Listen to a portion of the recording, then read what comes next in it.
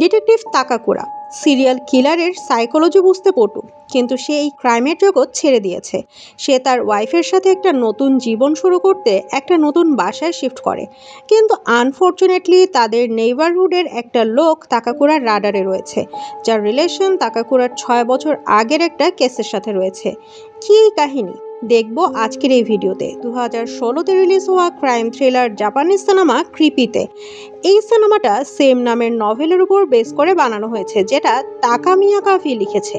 তো আর দেরি না করে এক্সপ্লানেশন শুরু করি, চলুন। সিনেমার একেবারে শুরুতে আমরা সিনেমার মেইন ক্যারেক্টার তাকাকুরাকে দেখতে পাই। সে একটা সিরিয়াল কিলারের ইন্টারভিউ নিচ্ছে, আর সে বলে যে সে অনেক অনেস্ট কিলার। কেমনটা লাগে বলেন? একটা সিরিয়াল কিলার যে কিনা 8-9টা খুন করেছে বলছে সে অনেস্ট। যাই হোক, তাকাকুরা এই কিলারের মানসিক অবস্থা আইডেন্টিফাই করার চেষ্টা করে, কিন্তু সে কিছু বুঝতে পারার আগে সেই কিলারটা সেখান থেকে পালিয়ে যায়। তাকাকুরা ও তার সহযোগী নগামি সেই কিলারকে ধরার চেষ্টা করে, কিন্তু সেই কিলার একটা মেয়েকে হোস্টেস বানায়। তাকাকুরা কিলারের সাথে নেগোশিয়েট করার চেষ্টা করে। সে বলে, তোমার অনেস্টি কিভাবে একজন মহিলাকে মারার পারমিশন দেয়? কিন্তু এত নেগোসিয়েশনের পরেও সেই কিলার মহিলাটিকে মেরে ফেলে আর তাকাকুরার উপরেও অ্যাটাক করে। এরপরে পুলিশ সেই কিলারটিকেই মেরে ফেলে। এই সময় ডিটেকটিভ তাকাকুরা বেঁচে যায়, কিন্তু সে অনেক আহতও হয়। এখান থেকে সিন কাট হয় আর আমরা ডিটেকটিভ তাকাকুরা ও তার ওয়াইফ ইয়াসুকোকে দেখি। তারা নতুন একটা বাসায় শিফট করে এক নতুন জীবনের উদ্দেশ্যে। ইনজুরির পরে তাকাকুরা পুলিশের চাকরি বাদ দিয়ে একটা ইউনিভার্সিটিতে ক্রিমিনাল সাইকোলজি পড়াচ্ছে। আমরা ভিউয়াররা এটা দেখতে পাই যে তাকাকুরা ও ইয়াসুকোর রিলেশনে কিছু সমস্যা হচ্ছে, কারণ তাকাকুরা সবসময় ক্রাইমে অনেক বেশি ইন্টারেস্টেড দেখায়। বলতে গেলে সে এখনও ইউনিভার্সিটিতে কোনো না কোনো কেসের ব্যাপারে আগ্রহ দেখাচ্ছিল। নতুন বাসায় ওঠার প্রথম দিন তাকাকুরা ও ইয়াসুকো তাদের প্রতিবেশীর সাথে দেখা করতে যায়, যাতে করে পরিচিত হতে পারে। কিন্তু তারা নোটিস করে তাদের প্রতিবেশী খুব একটা সোশ্যাল না। যখন তারা অন্য একটা বাসায় যায় তখন তারা সেখানে কাউকেই পায় না, তাই তারা বাসায় ফিরে আসে। পরের সিনে আমরা তাকাকুরাকে ইউনিভার্সিটিতে দেখি, যেখানে সে স্টুডেন্টদের পড়াতে গিয়ে বলে সিরিয়াল কিলার সবসময় 3 ধরনের হয়ে থাকে। এক, যারা একটা প্যাটার্নে খুন করে। দ্বিতীয় ধরনের হলো যে র্যান্ডমলি মার্ডার করে। কিন্তু সব থেকে ভয়াবহ হলো তৃতীয় ধরনের কিলার, যারা কিনা কখনো র্যান্ডমলি কিলিং করে, আবার কখনো প্যাটার্ন অনুযায়ী করে। তাকাকুরার মতে এমন কিলারকে ধরা অনেক কঠিন কাজ। এই ক্লাসের পর তাকাকুরা তার কলিগের সাথে পুরাতন কিছু সিরিয়াল কিলিং কেসের ব্যাপারে রিসার্চ করছিল। সে সময় সে ইউনিভার্সিটির লিস্ট থেকে 6 বছর পুরাতন একটা কেস খুঁজে পায়। এই কেস কোনো এক হন্ডা ফ্যামিলির ব্যাপারে ছিল। 6 বছর আগে এই পরিবারের 3 জন মেম্বার গায়েব হয়ে যায়, আর এই সময় এই ফ্যামিলির ছোট মেয়ে স্কুল এক্সকারশনে ছিল, আর এজন্য এখন শুধু তার সাথে জিজ্ঞাসাবাদ করা যাবে। কিন্তু সে আসলে তার পরিবারের বাকি সদস্যদের হারিয়ে যাওয়ার ব্যাপারে তেমন কোনো কিছুই জানে না। ইনভেস্টিগেশনের সময় সেই মেয়েকে আনফিট ঘোষণা করা হয়েছিল, আর এভাবেই হন্ডা ফ্যামিলির হারিয়ে যাওয়ার রহস্যই রয়ে গেছে। যাই হোক, ইন প্রেজেন্ট তাকাকুরা এই কেসের ব্যাপারে আবারও ইন্টারেস্ট দেখায়। সে তার কলিগকে বলে এই কেস 6 বছর আগে তারই ইউনিটে এসেছিল, কিন্তু সে সেই কেসের ইনচার্জ ছিল না। তাই সে আজও জানে না হন্ডা ফ্যামিলির কেস কেন বন্ধ করা হয়েছিল। পরের সিনে আমরা দেখি তাকাকুরা হন্ডা ফ্যামিলির বাসায়ও যায়, কিন্তু সে বাইরে থেকেই কেন জানি ফিরে আসে। এদিকে তাকাকুরার ওয়াইফ ইয়াসুকো আবারও গিফট হাতে প্রতিবেশীদের সাথে দেখা করতে বের হয়, যেখানে তার সাথে তার প্রতিবেশী নিশিনোর দেখা হয়। ইয়াসুকো জানায় সে সবেমাত্র এই এলাকায় এসেছে, তাই পরিচিত হতে চায়, কিন্তু নিশিনো বেশ অদ্ভুত আচরণ করে। এই ব্যাপারটা ইয়াসুকোর তেমন একটা ভালো লাগে না। সেম দিন সন্ধ্যায় নিশিনোর ব্যাপারে ইয়াসুকো তাকাকুরাকে বলে, কিন্তু তাকাকুরা তেমন একটা গুরুত্ব দেয় না।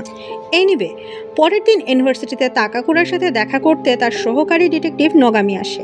নগামি তাকাকুরাকে বলে সে জানে যে তাকাকুরা গতকাল হন্ডা ফ্যামিলির বাসা গিয়েছিল, আর সে এটাও জানে যে তাকাকুরা এই কেসের ব্যাপারে বেশ আগ্রহী। এখানে তাকাকুরা বলে যে সে রেকর্ডে দেখেছে হারিয়ে যাওয়া হন্ডা ফ্যামিলিকে মৃত ঘোষণা করে কেসটা বন্ধ করে দেওয়া হয়েছে, যখন পুলিশের হাতে তেমন কোনো এভিডেন্সও ছিল না। নগামি বলে যে আসলে হন্ডা ফ্যামিলির সেই মেয়ে তখন জিজ্ঞাসাবাদের অবস্থায় ছিল না, সে ওই সময় সাইকোমেট্রিক টেস্টও করেনি, আর পরে ঠিক এই কারণে এই কেসটা ধামাচাপা পড়ে যায়। এখানে নগামি ও তাকাকুরার ডিসিশন নেয় তারা দুজন আবারও এই কেস ইনভেস্টিগেশন করবে, এই সব কিছু অফ দ্য রেকর্ড হবে। এর জন্য সে আবারও হন্ডা ফ্যামিলির শেষ সদস্য সাকিকে খুঁজে, যে কিনা শেষবার তার পরিবারকে দেখেছিল।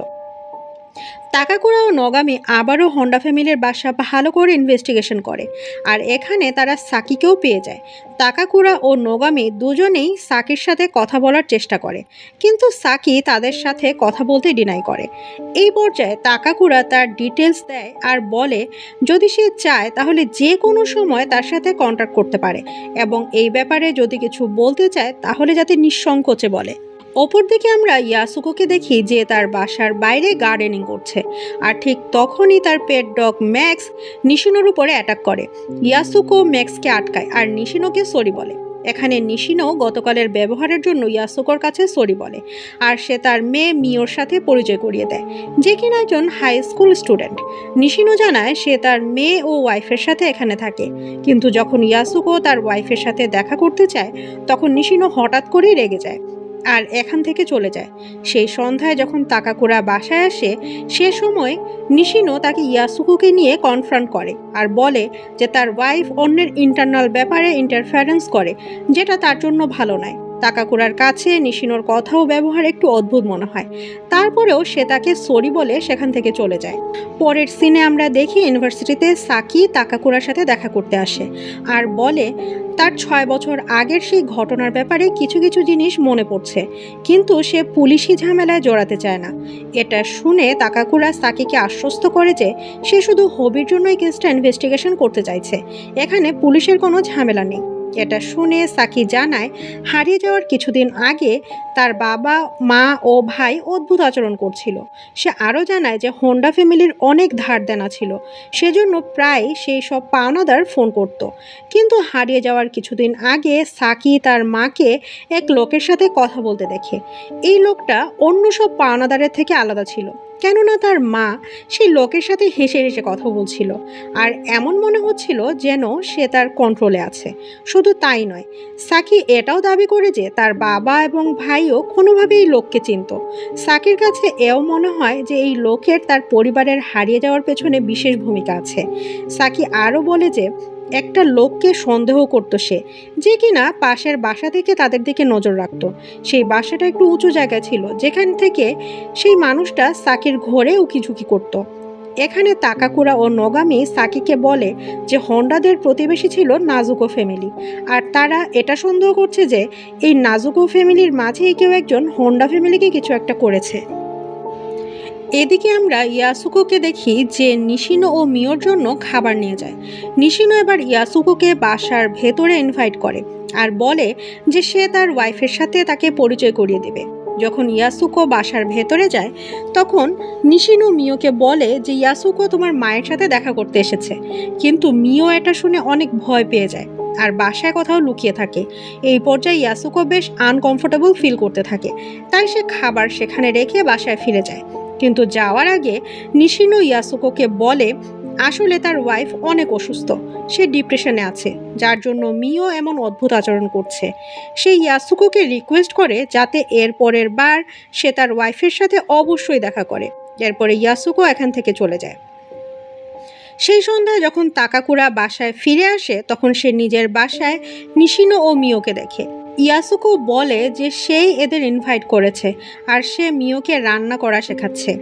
এরপর সবাই একসাথে খাবার খায়, যেখানে তাকাকুরার কাছে গোপন করে নিশিনো অদ্ভুত কিছু কথা বলে, যেমন তাকাকুরা অনেক হ্যান্ডসাম আর অনেক মেয়ে হয়তো তাকে পছন্দও করে।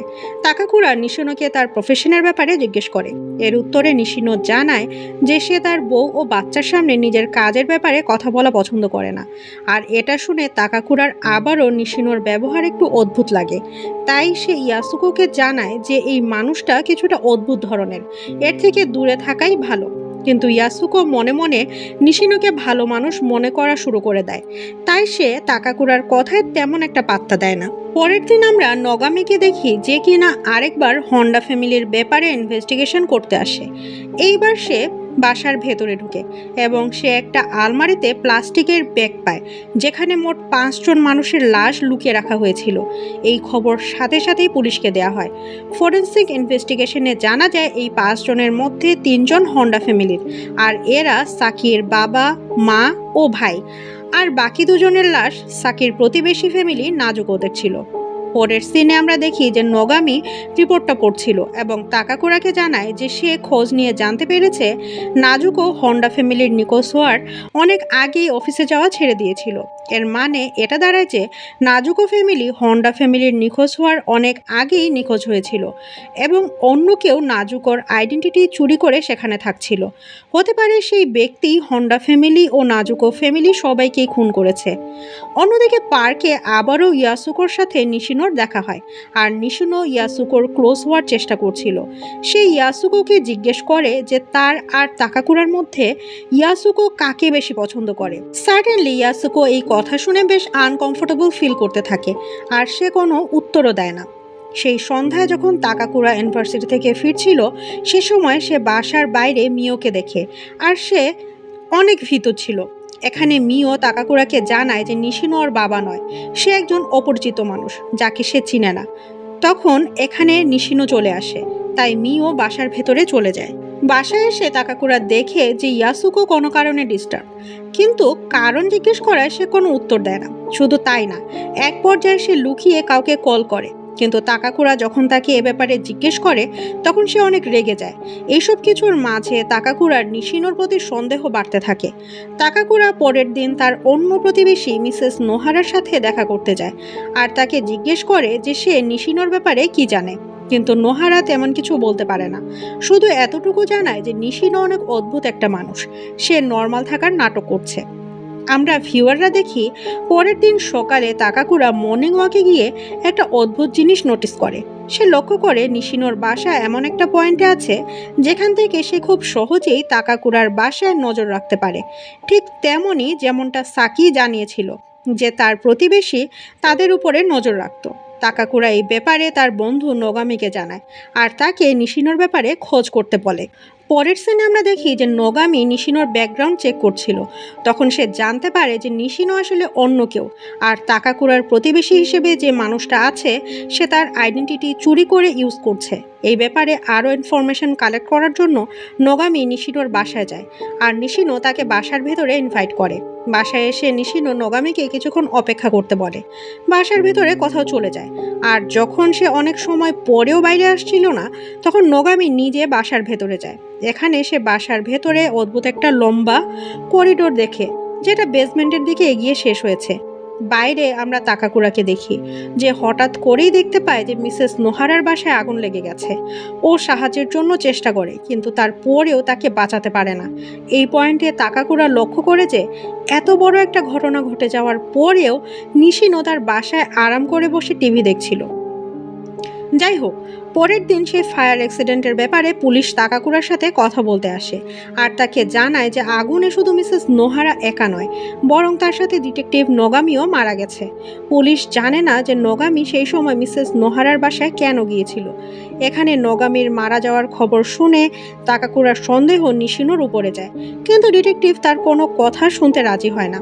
রেগে মেগে তাকাকুরা সাকির সাথে দেখা করতে যায়, আর তাকে নিশিনোর ছবি দেখায় এবং জোর করে জিজ্ঞেস করে যে নিশিনো কি সেই ব্যক্তি যে 6 বছর আগে তার উপরে নজরদারি করছিল। কিন্তু সাকি কিছুই বলতে পারে না, আর সেখান থেকে চলে যায়। অন্যদিকে আমরা দেখি যে ইয়াসুকো আর নিশিনো কথা বলছিল। এখানে ইয়াসুকোকে কোনো কারণে ডিস্টার্ব মনে হচ্ছিল, তাই নিশিনো তাকে তার বাসায় আসার জন্য ইনভাইট করে। এখানে মনে হচ্ছে যেন নিশিনো কোনো কারণে ইয়াসুকোকে জোর করছিল। সে ইয়াসুকোর সাথে অ্যাবিউজ করার চেষ্টা করে, কিন্তু ইয়াসুকো সেখান থেকে কোনো রকমভাবে বের হয়ে যায়। বাসায় এসে ইয়াসুকোকে আমরা আরও খারাপ অবস্থায় দেখতে পাই, যেখানে তাকে নেশাগ্রস্ত মনে হচ্ছিল। এর পরের সিনে আমরা নিশিনোর বাসার ভেতরের অবস্থা প্রথমবারের মতো ঠিকভাবে দেখতে পাই। আমরা দেখি যে সেই অন্ধকার করিডোরের শেষ মাথার ঘরটায় কিছু লাশ পড়ে আছে, যাদের মিও প্লাস্টিক ব্যাগে রেপ করছিল। একটা কোণায় আমরা একজন মহিলাকে দেখি যে নেশাগ্রস্ত অবস্থায় ছিল। এই মহিলাটি আর কেউ নয়, বরং মিওর মা। এই সময় এখানে নিশিনো চলে আসে, আর মিও তাকে জিজ্ঞেস করে যে সে কি তার বাবা আর ভাইকে মেরে ফেলেছে, কিন্তু নিশিনো কথা ঘুরিয়ে ফেলে। মিও নিশিনোকে তার মাকে কোনো একটা ইনজেকশন দিতে বলে, আর বলে যে তার মায়ের অবস্থা খুব একটা ভালো না, কিন্তু নিশিনো স্ট্রেট না করে দেয়। নিশিনো চলে যাওয়ার পরে মিও নিজে ড্রয়ার থেকে ইনজেকশন বের করে তার মাকে সেই ইনজেকশনটা দেয়। মিওর মা এখানে এক মুহূর্তের জন্য জ্ঞান ফিরে পায় আর মিওকে জিজ্ঞেস করে তার বাবা কোথায়, কিন্তু মিও কিছুই বলতে পারে না। এখানে নিশিনো আবারও বেসমেন্টে যখন আসে তখন মিওর মা তার উপরে অ্যাটাক করার চেষ্টা করে, কিন্তু নেশাগ্রস্ত অবস্থায় থাকার জন্য সে নিজেকে কন্ট্রোল করতে পারে না। আর এই পয়েন্টে নিশিনো তাকেও মেরে ফেলে। এখানে এই লাশগুলো সরানোর কাজ সে মিওকে দেয়, কিন্তু মিও বলে যে সে একা এটা করতে পারবে না, তাই তার সাহায্যের জন্য নিশিনো ইয়াসুকোকে ডাকে। আমরা এখানে প্রথমবারের মতো নোটিস করি যে ইয়াসুকোর হাতে ইঞ্জেকশনের অনেকগুলো দাগ রয়েছে, যার মানে নিশিনো তাকে এভাবে ড্রাগ ইনজেক্ট করে কন্ট্রোল করছে। যখন ইয়াসুকো বেসমেন্টের ভেতরে যায় তখন সে মিওর মায়ের লাশ দেখে শকড হয়ে যায়। এখানে নিশিনো আর মিও অদ্ভুত আচরণ করছিল, আর তারা বলে যে এই সব কিছু তার জন্যই হয়েছে, তাই এখন তাকে এই লাশগুলো সরাতে হবে। সারপ্রাইজিংলি এখানে ইয়াসুকো কোনো ধরনের প্রোটেস্ট করে না, উল্টা এই কাজের জন্য রাজি হয়ে যায়। অন্যদিকে আমরা তাকাকুরাকে দেখি যে বাসায় ফিরে ইয়াসুকোকে খুঁজে পায় না, তাই সে বেশ চিন্তিত হয়ে ইয়াসুকোকে খুঁজতে থাকে। সে সময় মিও তার বাসায় আসে আর তাকে ভীত দেখে তাকাকুরা সব কিছু বুঝে যায়। সে মিওকে পুলিশের কাছে ফোন করতে বলে, কিন্তু এরই মাঝে নিশিনো মিওকে খুঁজতে খুঁজতে তাকাকুরার বাসায় চলে আসে। তাকাকুরা নিশিনোকে কনফ্রন্ট করে আর তাদের মাঝে মারামারি শুরু হয়ে যায়। সারপ্রাইজিংলি এখানে ইয়াসুকো আসে আর সে তাকাকুরাকে বলে যে নিশিনোর কোনো দোষ নেই। এর মাঝে পুলিশও এখানে চলে আসে, কিন্তু তারা তাকাকুরাকে অ্যারেস্ট করে নিয়ে যায়। পরের সিনে আমরা তাকাকুরাকে পুলিশ স্টেশনে দেখি, যেখানে সে সব ঘটনা সেই ডিটেকটিভকে জানায়, যে কিনা কিছুদিন আগেই নোগামির ডেথের ব্যাপারে তাকে জানিয়েছিল। ডিটেকটিভ জানায় আসলে নোগামির অনেক লোন ছিল, যেজন্য সেদিন সে তাকাকুরার সাথে দেখা করতে গিয়েছিল। এরপর সে রাগের মাথায় নোহারার বাসায় গিয়ে আগুন লাগিয়ে দেয়, কিন্তু তাকাকুরা এই কথাটা বিশ্বাস করে না আর পুলিশকে নোগামির কম্পিউটার চেক করতে বলে। ডিটেকটিভ যখন সেই কম্পিউটারটা চেক করে তখন সে সত্যিই নিশিনোর ব্যাপারে রিপোর্ট পায়, আর সে তাকাকুরাকে নিয়ে সেই মুহূর্তে নিশিনোকে অ্যারেস্ট করার জন্য রওনা দেয়। নিশিনোর বাসায় পৌঁছানোর পরেই সেই ডিটেকটিভ তার বেসমেন্টে যাওয়ার চেষ্টা করে, কিন্তু নিশিনো তার আগেই ডিটেকটিভকে মেরে ফেলে। ততক্ষণে তাকাকুরাও এখানে চলে আসে, কিন্তু নিশিনো তাকেও গান পয়েন্টে নিয়ে নেয়। এখানে আমরা বুঝতে পারি ইয়াসুকো নিশিনোর দেয়া ইঞ্জেকশনের নেশায় বুঁদ হয়েছিল, আর তাকাকুরার হাজার বোঝানোর পরেও সে তার কথা বুঝতে পারে না। উপরন্তু সে তাকাকুরাকে সেই নেশার ইঞ্জেকশন দিয়ে দেয়। এরপরের সিনে আমরা তাকাকুরা, ইয়াসুকো আর মিওকে নিশিনোর গাড়িতে দেখতে পাই। এখানে নিশিনো ডিসাইড করে যে তারা একটা নতুন জায়গায় নতুন বাসায় যাবে এবং এজ আ ফ্যামিলি থাকবে। এখানে ক্লিয়ারলি তাকাকুরা ও ইয়াসুকো দুজনই ড্রাগড অবস্থায় ছিল। পরের দিন নিশিনো সবাইকে একটা নতুন শহরে নিয়ে যায় আর বলে যে তারা ধীরে ধীরে এখানে প্রতিবেশীদের সাথে বন্ডিং ক্রিয়েট করবে আর তাদেরও নিজেদের পরিবারে ইনক্লুড করবে। কিন্তু সামনে যাওয়ার আগে নিশিনো ইয়াসুকোর পেট ডগের দিকে তাকায় আর ডিসাইড করে যে সে একে মেরে ফেলবে। সে তার গান বের করে আর তাকাকুরার হাতে দিয়ে ম্যাক্সকে শ্যুট করতে বলে। তাকাকুরা ড্রাগড অবস্থায় গানটা টার্গেট করে ঠিকই, কিন্তু সেটা ম্যাক্সের উপরে না, সেটা টার্গেট করে নিশিনোকেই এবং তাকে শ্যুট করে মেরে ফেলে। আর এখানে রিভিল হয় যে ইয়াসুকো, মিও আর তাকাকুরা একসাথে মিলে একটা প্ল্যান করেছিল যে কোনো একটা নিরিবিলি জায়গায় পৌঁছানোর পরে তারা নিশিনোকে মেরে ফেলবে, এতে করে তারা তাদের রিভেঞ্জ নিতে পারবে। তার মানে এটা কোয়াইট পসিবল যে ইয়াসুকো তাকাকুরাকে ইঞ্জেকশন দেয়, মেবি সে সময় সে ড্রাগড হয়নি, সেজন্যই সে কনসিয়াস ছিল, বা তাকাকুরার ড্রাগের ইম্প্যাক্ট শেষ হয়ে গিয়েছিল। এই দুটার মাঝে যে কোনো একটা হতে পারে। এন্ড সিনে আমরা এদের সবাইকে ফ্রি দেখতে পাই, যেখানে মিও এখন ম্যাক্সের সাথে খেলতে চলে যায়। অন্যদিকে ইয়াসুকো এই ট্রমার জন্য অনেক ভেঙে পড়ে কান্না করতে থাকে আর তাকাকুরা তাকে সাহস দেয়, যার মানে তারাও এখন নিজেদের লাইফে সামনে এগিয়ে যাবে। আর এখানেই অসাধারণ সিনেমাটা শেষ হয়ে যায়। এই সিনেমাটার কাহিনী আপনাদের কাছে একটু কনফিউজিং মনে হতে পারে, কিন্তু মারুফা থাকতে চিন্তার কিছু নেই। আমি খুব শর্টলি এর সামারিটা বলে দিচ্ছি। কাহিনীতে আমরা ক্রিমিনাল সাইকোলজি অ্যানালিস্ট ডিটেকটিভ তাকাকুরার সাথে পরিচিত হই, যার মানে তাকাকুরা কোনো ক্রিমিনাল ব্রেইনের ভেতরে ঢুকে তার মোটিভ বোঝার চেষ্টা করে যে সেই ক্রাইমটা কেন করেছে সে। সিনেমার শুরুতেও তাকাকুরা এটা করার চেষ্টা করেছিল, কিন্তু তার ইনটিউশন ভুল হওয়ার কারণে সেই কিলার তাকে আহত করে নিজেই মরে যায়। এই ঘটনার পরে তাকাকুরা পুলিশের চাকরি ছেড়ে দেয় আর ইউনিভার্সিটিতে পড়ানো শুরু করে। কিন্তু একদিন সে 6 বছর আগের হন্ডা ফ্যামিলির কেসের ব্যাপারে জানতে পারে। Over the time he realised যে হয়তো নিশিনোই হন্ডা ফ্যামিলির কিলার। এই ব্যাপারে আমরা সিনেমা থেকেই কিছু ক্লুজ পাই। প্রথমত নিশিনো তাকাকুরাকে বলে যে সে আগে তার মতো ইউনিভার্সিটিতে চাকরি করত, কিন্তু যখন নোগামি নিশিনোর ব্যাপারে খোঁজ করে তখন রিভিল হয় যে আসলে নিশিনো অন্য কেউ, আর এই কিলার সে ইউনিভার্সিটিতে চাকরি করা কাউকে মেরে ফেলেছিল। শুধু তাই না, এই কিলার নাজুকো ফ্যামিলিকেও মেরে ফেলে, কারণ নাজুকো একটা ইউনিভার্সিটির প্রফেসর ছিল। আসলে কিলার স্পেসিফিক এক ধরনের ফ্যামিলিকে টার্গেট করে, যেমন তাকাকুরার ফ্যামিলি। এখানে নিশিনোর ব্যাপারে ডিসকাস করলে এটা আমরা অবভিয়াসলি বলতে পারি যে সে একজন সাইকো কিলার, আর তার অ্যান্টি সোশ্যাল ডিসঅর্ডার রয়েছে। সে একটা স্পেসিফিক ফ্যামিলিকে টার্গেট করে, তাদের মাঝে কনফ্লিক্ট ক্রিয়েট করে, আর তাদের আইডেন্টিটি চুরি করে তাদেরকে ড্রাগ করে তার ফ্যামিলি মেম্বার বানাতো। তাকাকুরার অ্যানালাইসিসের মতে নিশিনো থার্ড টাইপের সিরিয়াল কিলার, যেখানে সে ফ্যামিলির কিছু মানুষকে মেরে ফেলতো আর কাউকে কাউকে তার ফ্যামিলি মেম্বার বানিয়ে তার নিজের সাথে রেখে দিত। এর সাথে নিশিনো মনের দিক থেকে অনেক উইক ছিল, সেজন্য সে নিজে কাউকে মারত না, বরং ইনোসেন্ট পিপলদের ড্রাগ করে তাদের হাতে খুনগুলো করাতো। সিনেমায় আমরা দেখেছিলাম যে মিওর মাকে মিওর হাতে খুন করাতে চেয়েছিল, আবার ম্যাক্সকে সে তাকাকুরার হাতে মারতে চাইছিল। আমি পার্সোনালি এটা মনে করি যে 6 বছর আগে এই কিলারই হয়তো সাকির মাধ্যমে তার ফুল ফ্যামিলিকে মেরে ফেলে, আর এরপরে সে তাকে ড্রাগ ইনজেক্ট করে। সেজন্যই সাকির কোনো কিছুই মনে ছিল না। যাই হোক, নিশিনো ড্রাগ করে ইয়াসুকোকে কন্ট্রোল করে, কারণ ইয়াসুকো আর তাকাকুরার রিলেশনশিপ খুব একটা ভালো ছিল না। আমি পার্সোনালি মনে করি যে 6 বছর আগে এই কিলারই হয়তো সাকির মাধ্যমে তার ফুল ফ্যামিলিকে মেরে ফেলে, আর এরপরে সে তাকে ড্রাগ ইনজেক্ট করে, সেজন্যই সাকির কোনো কিছুই মনে ছিল না। যাই হোক, নিশিনো ড্রাগ করে ইয়াসুকোকে কন্ট্রোল করে, কারণ ইয়াসুকো আর তাকাকুরার রিলেশনশিপ খুব একটা ভালো ছিল না। এখানে ইয়াসুকো বেশ ভালনারেবল সিচুয়েশনে ছিল। পরে সে ইয়াসুকোর হাতেই তাকাকুরাকেও তার ফ্যামিলির পার্ট করতে চাইছিল। নিশিনো তার ফ্যামিলির সব মেম্বারদের একটা করে রোল দেয়, যেমনটা জেনারেলি অ্যান্টি সোশ্যাল সাইকোটিক্সরা করে থাকে। কিন্তু তার কাছে ম্যাক্সের জন্য কোনো রোল না থাকায় সে তাকাকুরাকে দিয়ে ম্যাক্সকে মেরে ফেলতে চাইছিল।